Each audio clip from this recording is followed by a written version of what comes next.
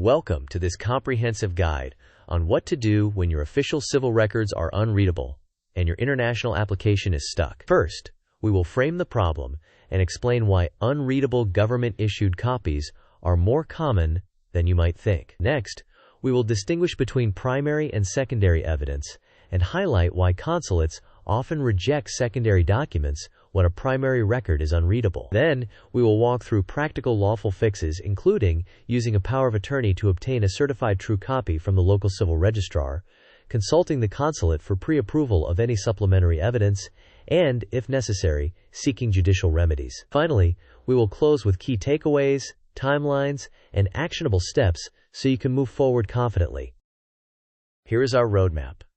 First, we outline the crisis of unreadable records. Next, we clarify the difference between primary and secondary evidence. Then, we move into step-by-step fixes you can start today. After that, we dive deeper into power of attorney options, consular consultation, and potential court remedies. Subsequently, we will estimate timelines and highlight key takeaways. Finally, we will test your understanding with brief quizzes. Before we begin, a brief but essential disclaimer. This presentation provides general information and does not constitute legal advice. Because rules and procedures vary significantly by country, consulate, and individual circumstances, you should consult a qualified professional or your specific embassy or consulate for official, case-specific guidance. With that in mind, let's proceed to the context. To set the context, many international applications require a primary civil document, such as a birth certificate. However, sometimes the centralized, national copy issued to applicants is partly or completely unreadable. This can be due to degraded microfilm, poor storage, or illegible original handwriting. Meanwhile, the most accurate, legible version often remains in the local civil registrar's ledger. If you live far from that local office, obtaining a certified true copy can feel nearly impossible, creating a bureaucratic stalemate. Now, let's examine why this occurs. First, let's cover the root causes. Aging microfilm and fading inks naturally degrade readability over time. Next, poor original handwriting or physical ledger damage may render entries difficult to decipher. Additionally, outdated storage conditions, moisture, or heat can accelerate deterioration. Moreover, some centralized scans were captured at low resolution, resulting in blurred or pixelated images. Meanwhile, data mismatches between national repositories and the local civil registrar can cause inconsistency. Finally, the simple but significant distance from the applicant to the local civil registrar creates a practical barrier to obtaining a clean certified true copy. With the causes understood, let's chart the decision pathway to resolution. This flowchart maps your choices. If your national copy is unreadable, first verify you have attempted multiple requests or different formats. If those attempts fail, determine whether the local civil registrar is reachable. If yes, either visit personally or authorize a representative through a power of attorney to obtain a certified true copy. Once you have a readable CTC, seek pre-approval from the consulate on any secondary evidence they want to accompany it. If you do not have pre-approval, contact the consulate before submission and present the unreadable copies and your efforts. This sequence helps prevent avoidable rejections and delays. Now let's discuss why secondary evidence alone is risky. Next, a crucial reality check. Baptismal certificates, school records, affidavits of birth, and similar documents are almost always classified as secondary evidence. These are meant to supplement a primary record, not replace an unreadable one. Therefore, submitting them alone is a high-risk move that frequently leads to rejection or protracted delays. Consequently, you should seek explicit pre-approval from the receiving consulate on when and how to include secondary documents, rather than guessing. With that in mind, let's compare primary versus secondary evidence directly. Let's compare. Primary evidence includes a readable, government-issued birth certificate or an LCR certified true copy. It has the highest probative value and forms the legal foundation for many immigration processes. In contrast, secondary evidence includes baptismal records, school records, and affidavits. These are usually supportive materials intended to clarify or corroborate details, but rarely stand on their own. Therefore, secondary evidence should be used only in the manner and sequence that your consulate prescribes. Having clarified the difference, let's move on to actionable steps.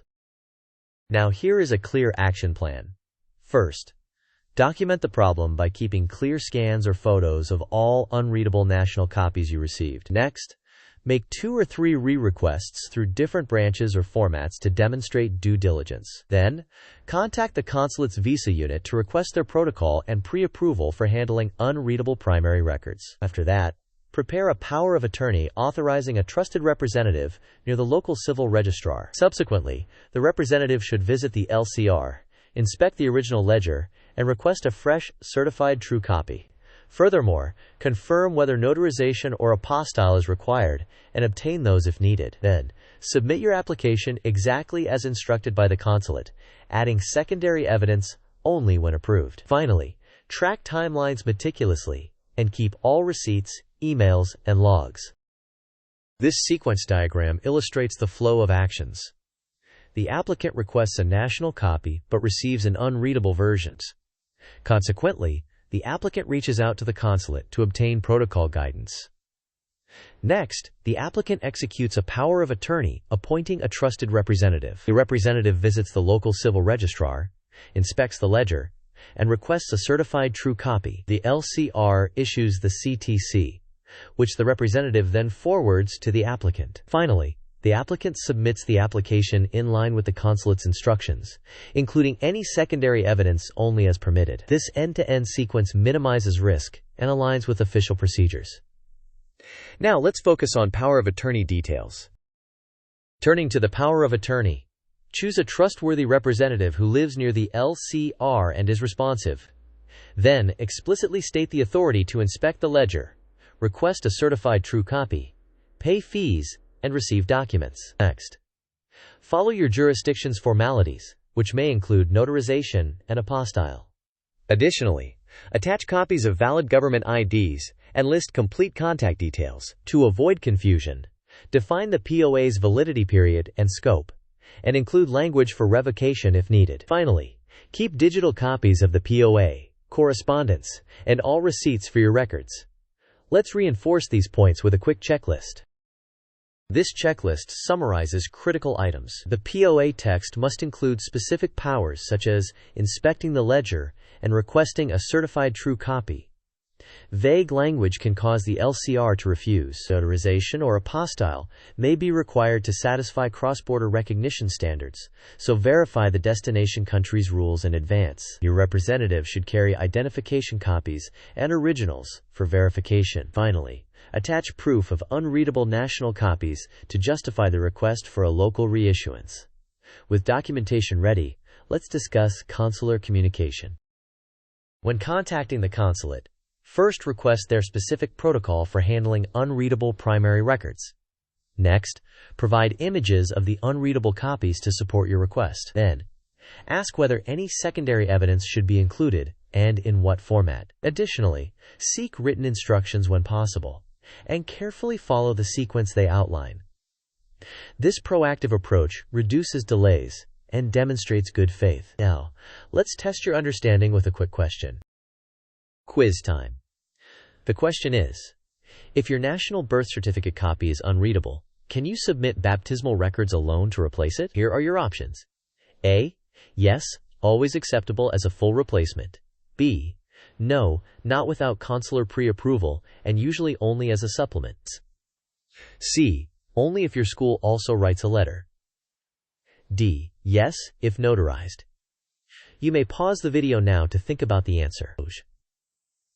We will discuss the answer in the next section of the video. The correct answer is B.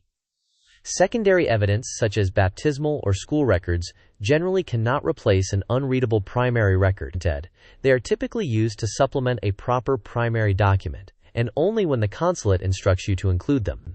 Now let's move on to legal remedies if the local record itself is damaged or missing. In rare cases, the problem is not just the national copy, but the local record itself.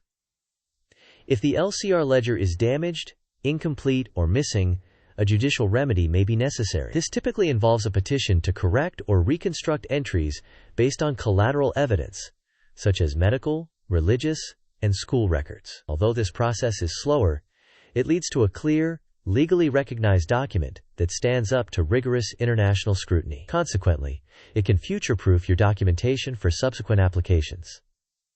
To help plan, let's visualize expected timelines. This timeline offers rough estimates. First, repeated national copy requests and compiling proof of unreadability can take 1 to 3 weeks, plus about a week to organize evidence. Next, the power of attorney workflow, drafting, notarizing, apostilling, may require 1 to 3 weeks, followed by 1 to 2 weeks for the representative's LCR visit and CTC issuance. Then, consular coordination commonly takes 1 to 2 weeks for protocol guidance, and another week to submit as instructed. Finally, if a court remedy is required, petitions can take 2 to 6 months, and the issuance of a court order and new record may add 1 to 3 months. Timelines vary widely, so build in extra buffer time for mail, apostilles, or peak workloads. With timing in mind, let's summarize the essentials. Here are the key takeaways. First, unreadable national copies can stall your application, so document the problem thoroughly. Second, secondary evidence is typically supplemental and should not be used as a replacement without consular direction. Third, authorizing a local representative through a power of attorney is often the most efficient lawful path to a certified true copy. Fourth, always obtain and follow consular protocol and pre-approval. Fifth, judicial remedies are available when the local record is damaged or missing. Finally, keep meticulous documentation to demonstrate diligence at every step. Now let's try one more quick quiz to cement these points. Second quiz. The question is, what is the safest next step after receiving multiple unreadable national copies? Your options are: A. Submit school and baptismal records immediately. B. Ask the consulate for protocol and prepare a power of attorney to obtain an LCR certified true copy. C. Wait and hope the next national copy is readable. D. Submit nothing until the deadline passes. You may pause the video now to think about the answer. We will discuss the answer in the next section of the video. The correct answer is B. After multiple unreadable national copies, the safest, most efficient sequence is to seek protocol from the consulate and, in parallel, prepare a POA so a local representative can obtain a certified true copy from the LCR. This proactive approach demonstrates diligence and aligns with official procedures. Now let's wrap up with a brief summary. To summarize, start by proving unreadability with clear images and documented attempts. Next, if you cannot travel, secure a certified true copy through a power of attorney to a trusted local representative. Then, obtain consular pre-approval before attaching any secondary evidence. If the local ledger is damaged or missing, consider judicial remedies to reconstruct or correct the record. Throughout, track your timelines and maintain meticulous documentation. Finally, let's close with a thank you and a quick call to action. Thank you for watching. If you found this useful, please like the video, share it with someone who needs it, and subscribe for more practical guides. Finally, we would love to hear from you. Share your experiences and questions in the comments so others can learn from them as well.